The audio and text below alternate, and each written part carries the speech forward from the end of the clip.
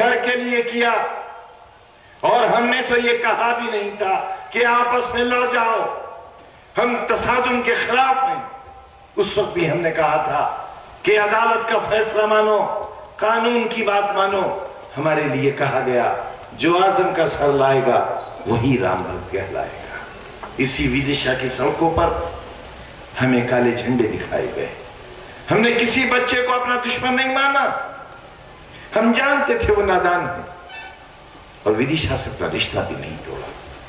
हमेशा आपकी एक आवाज पर, मुनव्वर सलीम साहब की आधी आवाज पर जो रास्ते में ही होती होगी, हम अपने सफर का आगाज कर देते थे और विदिशा का रास्ता इख्तियार करते थे। और कहने आए हैं आपसे कि हमें भी यही कहा था कि खत्म हो गए आजम खान। तब आसमान ने जवाब दिया और आसमान की रहमतें नाज़िल हुई, और वो शख्स जो समाजवादी पार्टी के लिए कलंक बन चुका था, समाजवादी पार्टी से निकाल दिया गया।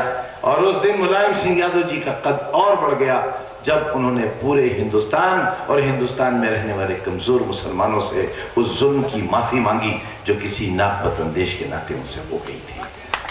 और जिस तरह समाजवादी पार्टी में हमारी वापसी हुई, वो वापसी भी खुद में एक तारीख है। और मैं उसी तारीख के नाते आपसे ये कहने आया हूं, ओहदे आते हैं और ओहदे चले जाते हैं, ये बहुत आर्जी चीजें हैं।